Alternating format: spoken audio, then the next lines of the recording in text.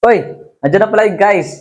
So, tapos na tayo sa ating chapter 1 for reinforced concrete design. At ang pinag-usapan natin doon is yung introduction, yung components ng reinforced concrete, and syempre, nag-solve tayo ng mga problems na kung saan ang sinusolve natin is yung details ng pag-arrange ng bars and also yung minimum width na required ng NCP 2015 for a rectangular beam. So today guys, ang pag-uusapan na natin is chapter 2 ng ating reinforced concrete design, which is all about the working stress design or working strength design. Pero ang pag-uusapan natin dito guys is sa beam, na kung saan isosolve natin yung mga moment capacity ng isang beam. At hindi na tayo dadako sa iba pang capacity ng beam such as shear, torsion, or even in column. Kasi karaniwan naman kapag WSD or working stress design, ang dinidiscuss lang ay more on beams. But anyway, still mag-solve pa rin tayo ng mga problems para sa topic na to. So huwag na tayo magpatumpik-tumpik pa guys. Start na tayo.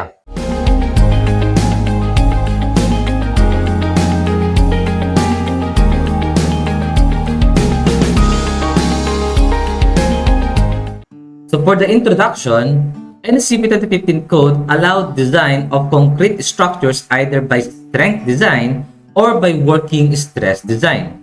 Before strength design provisions were introduced, ang ginagamit talaga noon ay sa pamamagitan ng approach ng working stress or elastic design. Provisions for the working stress method, now termed as the alternative design method, are in section 429 of the code. So this method is based on the computed stresses produced by working loads, also referred as the service loads or unfactored loads, gaya na sinabi ko sa inyo sa chapter 1 introduction, na kung saan hindi tayo naglalagay ng mga factors dun sa ating working loads or service loads, kaya tinawag siyang unfactored loads below the specified values of allowable stresses. The unique fundamental assumption used in working stress method is that the stress is proportional to strain, that reinforced concrete behaves like a linear elastic material and cracks uniformly across the length of the beam whenever service moments exceed the cracking moment. So bakit nga ba linear elastic material yung ina-assume natin dito? Kasi sinabi nga dito, di ba, elastic design yung ating working stress design. So kung naalala ninyo yung discussion sa strength of materials under chapter 2, na kung saan inintroduce yung tinatawag natin na stress-strain diagram na merong graph, na kung saan meron dong part from origin, tapos papunta siya sa elastic limit. At yung line na yun ay linear, o yung tinatawag natin na from 0 hanggang sa point before siya mag-curve is yung tinatawag natin na proportional limit. At yung line nga doon is linear. So this chapter considers the working stress method in which service load stresses, allowable working stresses, and the linear relationship between stress and strain are used. Load factors and strength reduction factors shall be taken as unity to design the members. So the uncracked cross-section. The cross-sectional area of the reinforced concrete beam that is effective in carrying the flexural stresses varies with the magnitude of the moment. So sa una raw, yung small loads natin, the tensile bending stresses in the concrete, which is FCT, is smaller, no? Sabi niya rito, ang ating FCT is smaller than the modulus of rupture. So what is modulus of rupture? It is the bending tensile stress at which the concrete begins to crack. Yun yung ating FR, or yung tinatawag natin na rupture stress or rupture strength. And since hindi tayo mag-i-exceed sa ating rupture strength, ibig sabihin ng ating FCT is less than FR, therefore, no cracking of the concrete occurs. So for this condition, the entire cross-section of the beam carries the flexural stresses, with compression on one side and tension on the other side. Sabi rito, the modulus of rupture, yung ating FR, the concrete shall be calculated where FR is equivalent to 0.62 multiplied by lambda multiplied by square root of F prime C. Ang ating lambda or yung tinatawag natin na modification factor is in accordance with section 419.2.4. So ito yung ating table, no, under sa modification factor. So yung ating first column is all about sa different types of concrete. Merong all lightweight, fine blend, sand lightweight, ayan, meron siya. Yung ating second column is the composition of the aggregates. And yung ating third column is the equivalent value for the modification factor lambda. So, saan tayo halos nag-fall? Dun sa normal weight, na kung saan ang ating fine or coarse aggregate is under sa ASTM C33M. Kaya yung ating lambda ay na halos ginagamit na lambda sa mga solution ng inyong mga professor is equivalent sa 1.0. Pero pag all lightweight, 0.75. Kapag lightweight, fine blend, 0.75 to 0.85. So, anyway, halos ang ginagamit talaga natin dito ay 1.0.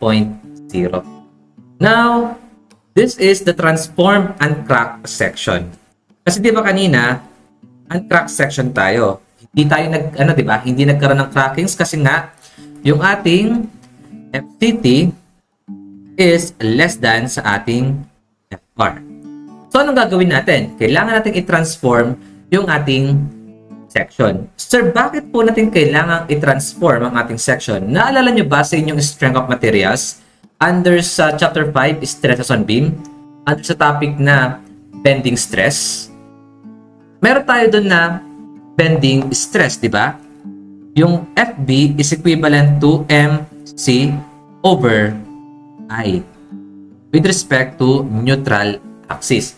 Madali lamang tayong mag-solve ng bending stress noon sa strength of materials kasi yung materials na ginagamit natin sa mga beam is either pure concrete or wood o di kaya steel.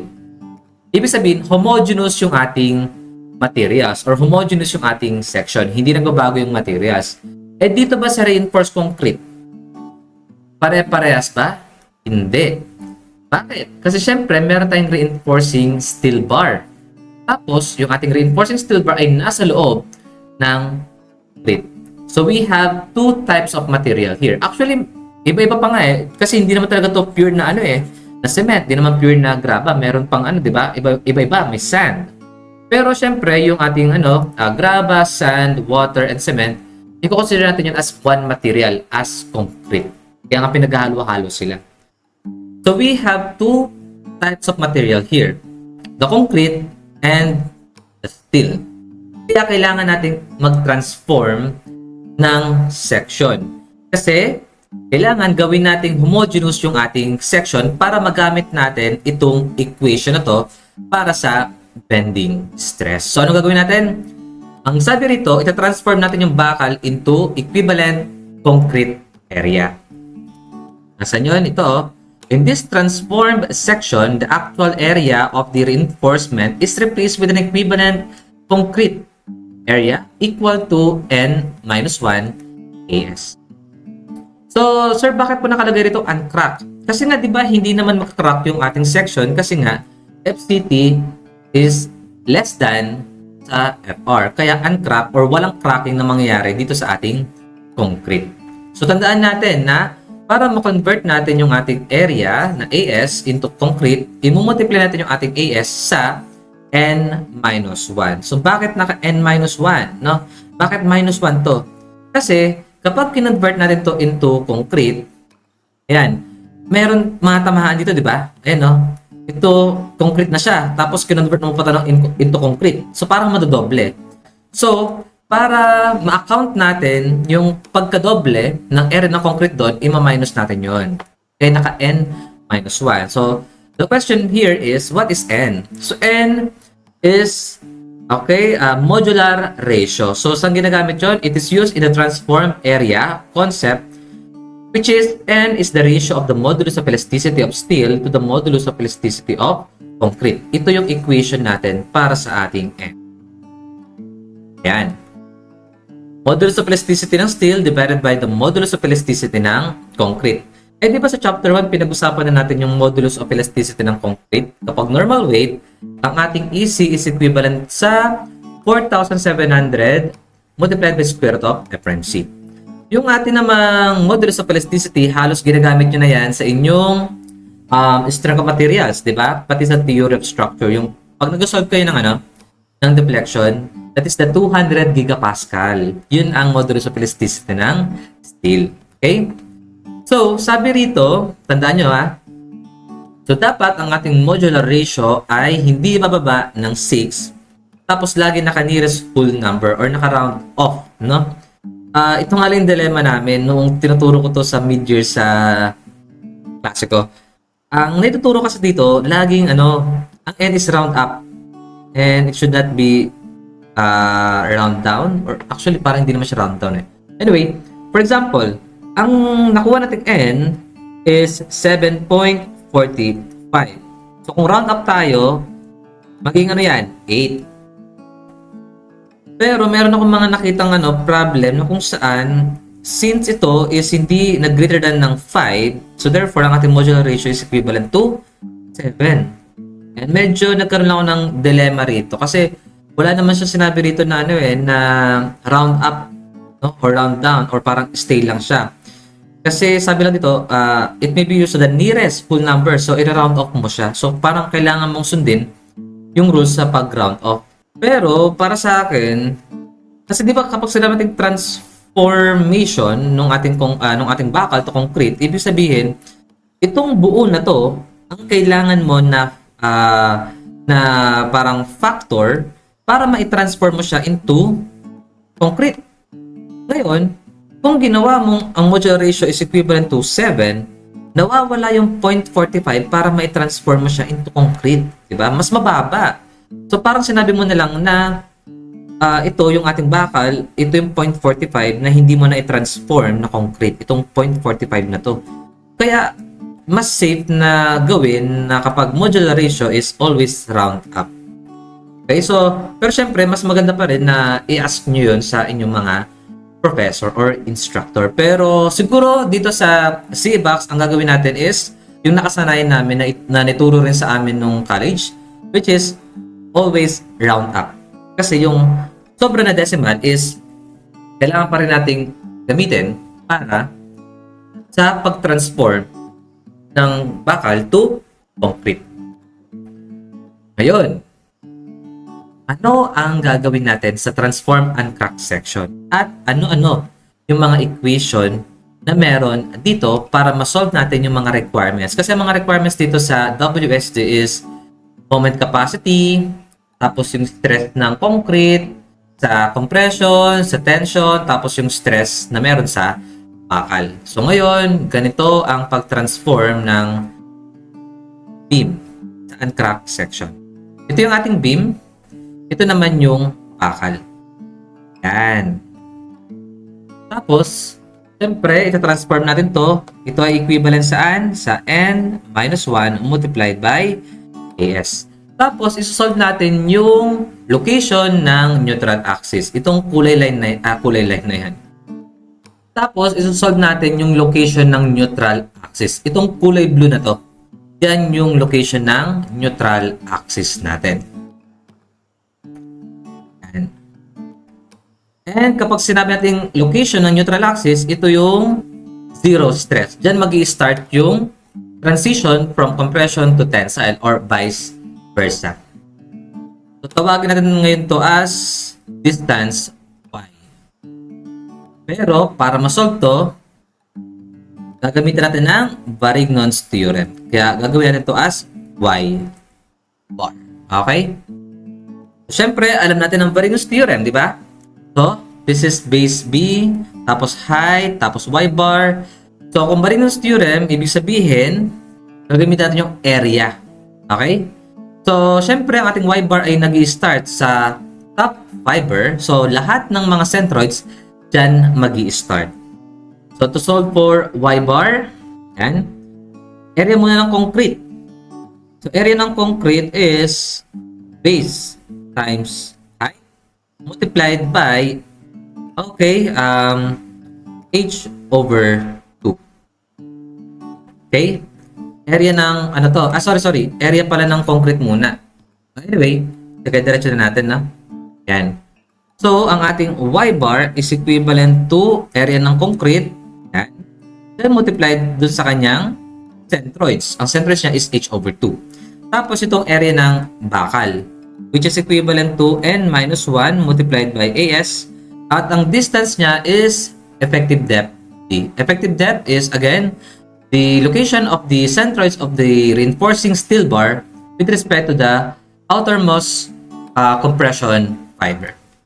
So this is equivalent to effective depth. Then of course, divided by the total area na involved sa ating Barignos theorem, which is area ng concrete at area ng bakal. O, ganyan lang yung Barignos theorem. Diba? Very basic. Status of rigid bodies under centroid. Yan lang siya. So once na na-solve nyo na yung Y-bar, pwede na natin ma-drawing yung strain diagram and also yung ating stress diagram. So unahin natin yung strain diagram. Yan. Ito yung ating strain diagram. So kapag strain diagram, epsilon for concrete, yan, epsilon for concrete, pero under ng tension. Ito naman under ng compression. Tapos, ito naman yung ating strain para sa bakal, which is equivalent to epsilon sub S para sa bakal. Okay? So, ito yung ating strain diagram. Next is para dun sa ating stress diagram. Ang stress diagram natin is, syempre, compression para sa concrete, tapos zero, ano tayo ito? Zero stress sa neutral axis, di ba? Tapos, ito yung ating tension or tensile stress para sa concrete. Ayan. So, kung naalala nyo, ito ay sigma, no? Sigma D. Stress for bending nung sa strength of materials. But anyway, this is stress for the concrete under tension. Ito naman yung ating stress for the concrete under compression. At ito naman yung stress natin para sa bakal na kung saan i-divide natin ng modular ratio N. Yan.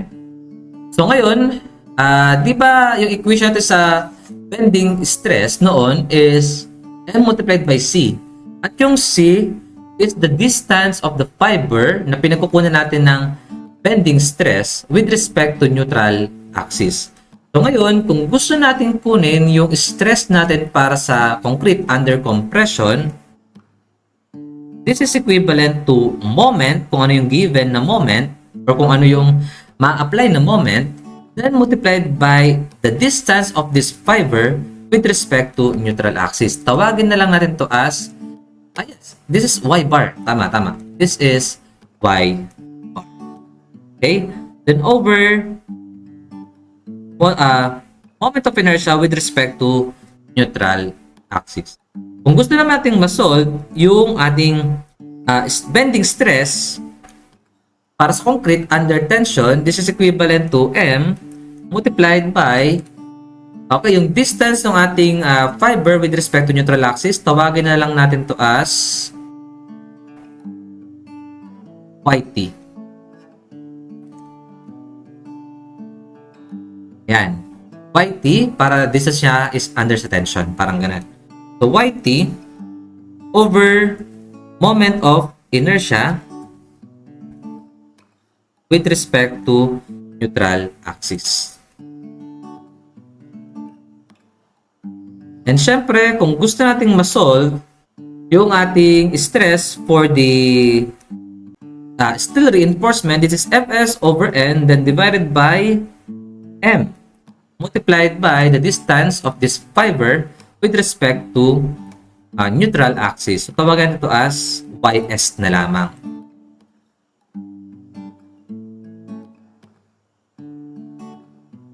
Yan.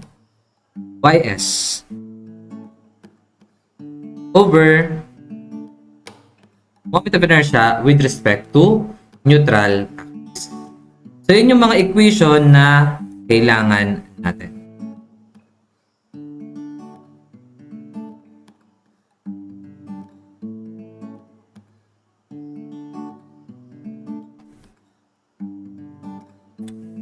The question here is, alam na natin yung M, diba? Possible na given yan.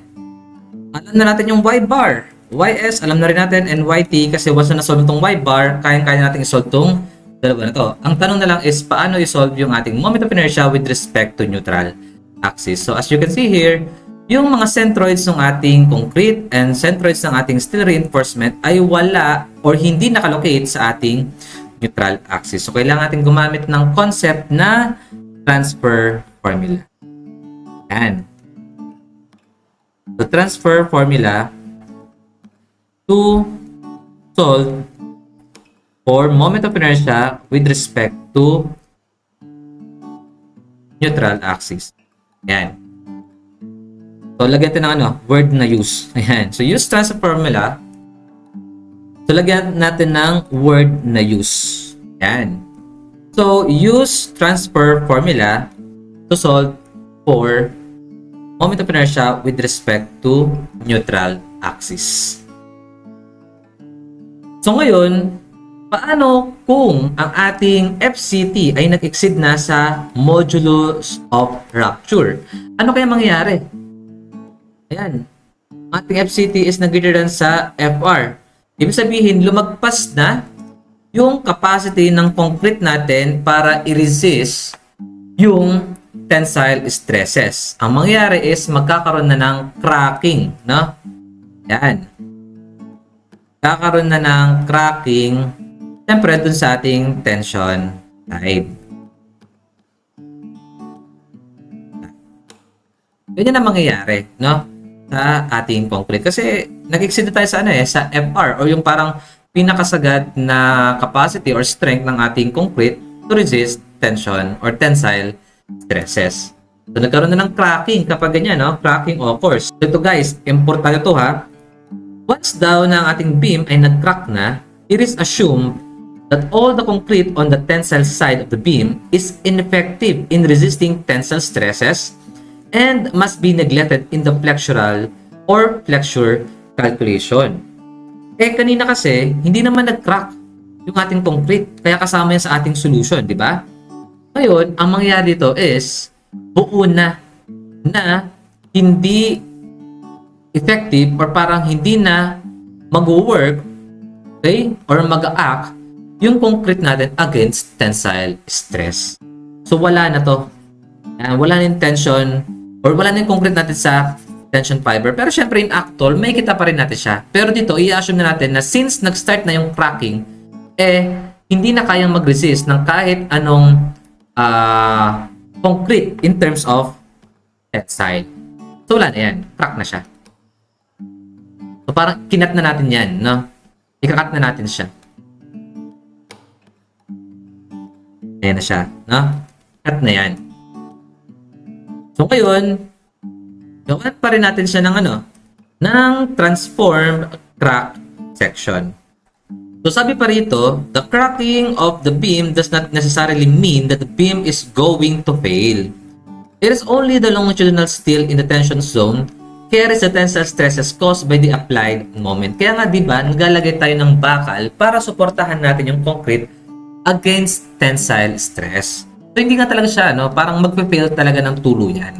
Kasi kumbaga gagalaw or mag-act pa rin naman yung bakal dito sa ating beam.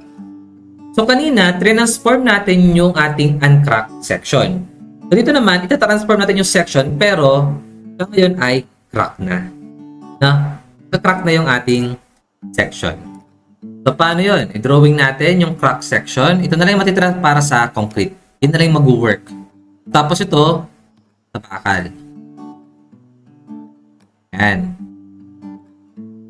So, di ba sabi natin, to account yung area na madodoble nung ating bakal once na siya ay na-convert into concrete, so madodoble yung ating concrete, di ba? Kaya nag-n-1 tayo.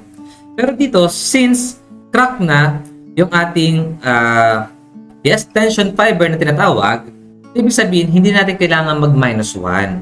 So, ito niyan, buo na n, yung ating modular ratio. So, yung ating area ng bakal is now n multiplied by as. Tapos, tawagin natin na yung ating distance for the neutral axis is this distance. At ang distance na to is distance C. Pero, pwede natin siyang gawing distance KD. So, ano yung distance KD na yan? Sabi rito, the distance of the neutral axis in this case is expressed as a fraction of KD instead of C. But, both will yield the same result. So, pwede nyo gamitin tong C, pwede nyo rin gamitin tong KD. So, yung K kasi is, factor, no? Factor yan, na i-multiply natin dun sa ating effective depth. So kapag multiply natin yung effective depth ng K, that is equivalent to C or yung location ng ating neutral axis. So anyway, kahit ano sa dalawa yung gamitin nyo, parehas lang din naman yung masasolve natin na answer. Tapos ito yung ating base B. Yan. So sabi nga rito, the transform section that then consists of the concrete in compression on one side of the axis and n times the steel of the area. So n multiplied by AS yan. So kung kanina, sa uncracked section, para masolve yung y-bar, ang kailangan natin gamitin is Varignon's theorem. Yan.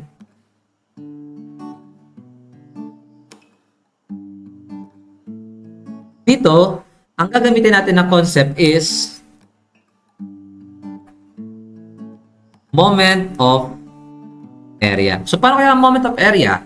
Parang concept lang ng moment of a force. So, moment of a force is equivalent to what? Force multiplied by moment arm. So, kung moment of area tayo, therefore, ang ating force is magiging area, then multiplied by moment arm. Kasi ang moment arm is nakafocus dun sa ano or with respect to its centroids. So, dito niyan is centroids, x bar. Pero since naka-vertical distance tayo, ito niyan is y bar. Okay? So, ito ang moment area. Yung area natin is i-multiply natin sa centroids. So, dito, para makuha ang C, gagamit tayo ng moment area sa taas, which is equivalent sa moment area sa baba. Okay? So, top fiber and bottom fiber. So, moment of area. So, moment of area sa top is equivalent sa moment area sa bottom. So, ano ba yung area natin sa taas? Base multiplied by height na C. Okay? O, area pa lang to. Ano yung y-bar niya? Ang y-bar niya with respect sa neutral axis is C over 2. So, area ng bottom, N multiplied by AS, then multiplied by D, then ibawas natin yung C. Ito yung ano niya, distance, di ba? So, this is effective depth minus C. Yan yung ating M top is equivalent to M bottom. So, masasolve na natin yung distance C. So, ngayon, i-drawing natin yung ating strain diagram. So, strain diagram is ganito na lang. Yan. Siyempre, hindi natin kailangan pang ipaabot yan hanggang dito kasi wala na tayong strain para sa concrete under tension kasi wasak na nga yung concrete sa tension. So, ito niyan, ito yung strain ng bakal, ito na yung strain ng concrete. Tapos, i-drawing natin yung stress diagram. Ganito na lang yung ating stress diagram. Okay? So, ito yung ating stress for the concrete. Hindi na siya FCC. Di ba, sa uncracked section, FCC and FCT. Tapos, FS. Dito, dalawa na lang. FC, tapos yung ating FS. Siyempre, FS over N. So, bakit naging dalawa na lang? Kasi kanina, uncracked section siya, meron pa tayong stresses or parang meron pang kinikerry na stresses yung ating concrete under sa tension. Pero since cracked section na tayo, ang kaya na lamang i-resist ng ating concrete is in terms of compression. Kaya, FC na lang yan. Tapos to, FS. And syempre, kailangan natin mag-drawing yung tawag natin na resultant force. This is the resultant force for the concrete. Yan. Gating green. Ito naman yung resultant force para sa bakal. Yan. So, tawagin natin to as C and D. So, itong dalawang to, by summation of forces horizontal is equivalent to 0 or by equilibrium, ang ating C is equivalent to tension force T. Diba? At since ang ating C ay nandito sa centroids ng ating triangular stress, so ibig sabihin, nakaposisyon niya ng 1/3 dito. Diba? 1/3 yan. So, 1/3 of C. Or 1/3 of K multiplied by D. So, paano ba natin makukuha yung ating force C and T? As you can see here, yung ating area is triangle. Pero meron tayong width. So, ibig sabihin in terms of volume yan. So, i-drawing natin. Okay? So, let's say ito yung ating beam. Ayan. Ito yung ating beam. Tapos, ikat natin yung gitna para makuha natin yung cross-sectional area ng ating beam. So, kapag kinat natin yan, ito yung lilitaw. Diba? Ayan. Parang ganyan.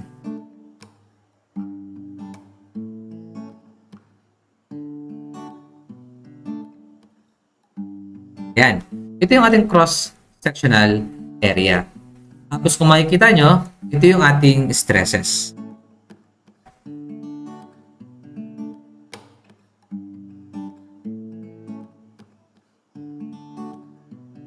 Ayan.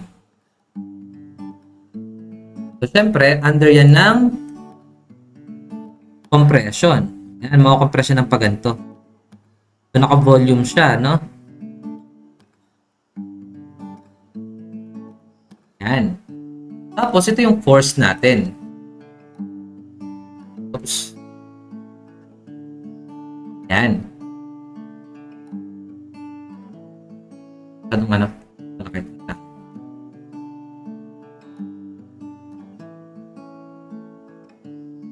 So, this is our force C. So, syempre, para makuha natin yung force C na to, kailangan yung ating stress, yung ating FC, is i-multiply natin ng area. So, anong area ba yun? Kasi yung FC natin is in megapascal or Newton per millimeter squared, no? Kung natin i-multiply ng area na nandito, so, ano bang area to? 1/2 of F prime C, yun yung ano niya, yun yung kanyang height or siguro, yes, base. Tapos ang height niya is C. E di, ano niya na siya, Newton na nun, no? So, C is equivalent to 1/2 kasi triangle, multiplied by base na FC, multiplied by height na C. Then multiplied by B. So, this is megapascal or Newton per millimeter squared. Ito naman millimeter squared. Kaya ang masasolve natin dito is Newton. Okay? So, naka-force na tayo, which is, tama lang, force talaga ang C. So, yun yung ating equation para sa C. Eh, yung T kaya, saan kaya siya naka-distribute, no? Or, ano kaya yung stress natin para sa ating tension force? Yung ating stress para sa tensile is naka-distribute dun sa cross-sectional area ng bakal. So therefore, yung ating T is equivalent sa Fs over N multiplied by area ng bakal, which is equivalent to NAS. Kaya ang mangyayari dyan, magka-cancel out yung ating N. Kaya yung ating tension force is equivalent to AS multiplied by Fs. So yun yung mga equation na kailangan natin.